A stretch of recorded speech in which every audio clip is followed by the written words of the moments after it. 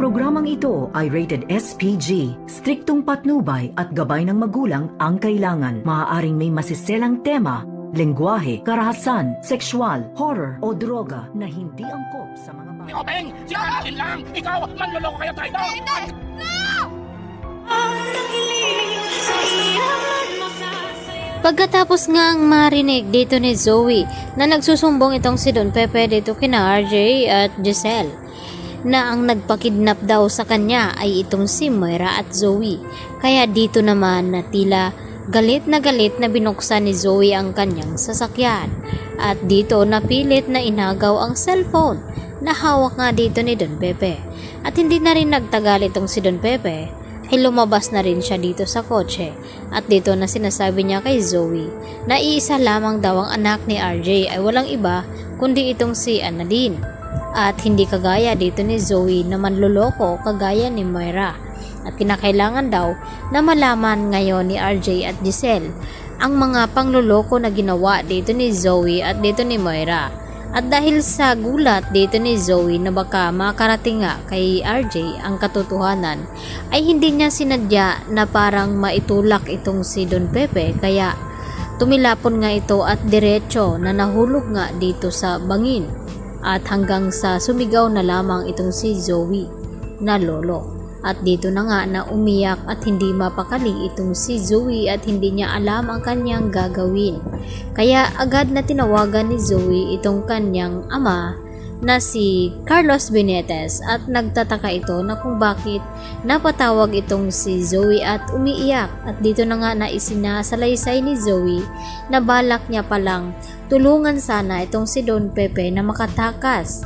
At dahil sa kanyang narinig na tumawag pala itong si Don Pepe kina RJ at Giselle at sinumbong na sila daw ni Moira at Zoe ang nagpakidnap sa kanya. At dito na nagtatalo ang dalawa at hindi sinadya ni Zoe na maitulak itong si Don Pepe na yun ang dahilan ng pagkasawi nito. At makokonsensya naman itong si Zoe sa kanyang ginawa. At wala namang kaalam-alam itong si Zoe na may nakalagay pala na CCTV footage sa tulay kung saan nahulog itong si Don Pepe. At makikita ng mga pulis na kung sino ang huling kausap at kasama dito ni Don Pepe at kitang-kita nga na kung paano itulak ni Zoe itong si Don Pepe. Magugulat naman si RJ na kung bakit nagawa ni Zoe iyon na ihulog ang kanyang lolo Pepe sa bangin. Ano ang kanyang intensyon? Kaya yan naman ang malaking katanungan ngayon, lalo pa ay hindi nga nahuli ng mga pulis itong si Moira.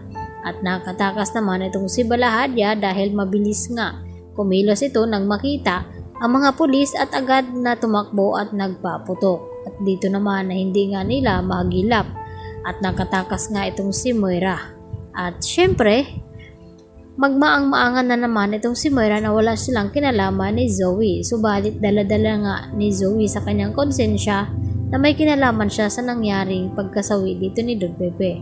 Lalo pat naroon itong si Annalyn at nagtaka kung bakit marami daw ang tao na naroon sa bangin. Kaya tinanong ni Annalyn ang isang mama na kung ano daw ang mayroon. At dito naman na sinabi na may natagpuan daw na matanda na nahulog dito sa bangin at hindi pa daw nila sigurado kung buhay pa ba daw ito. Kaya nang mapagtanto at nalapitan ni Annalyn ay hindi niya inaasahan na ang kanyang lolo Pepe pala ang kanyang makita roon. Kaya agad naman na tumawag itong si Annalyn dito kay RJ at Giselle at ipinaalam na nakita niya na ang kanyang lolo at nasa critical ang lagay. At agad na ipinadala ni Annalyn dito sa Apex Hospital nang sa ganun ay magamot itong si Don Pepe. At makakayanan pa ang nangyari nito at makakausap pa ni Annalyn at sana masabi ni Don Pepe ang buong pangyayari kung paano siya nahulog at kung sino talaga ang kumidnap sa kanya at nagpapahirap. Masasabi nga ba ngayon ni Don Pepe na itong si Zoe at Moira ang may pakanan ng lahat at hindi tunay na anak ni RJ ito? Yan ang ating pakatutukan ngayong Lunes sa Abot Kamay na Pangarap. Bye-bye!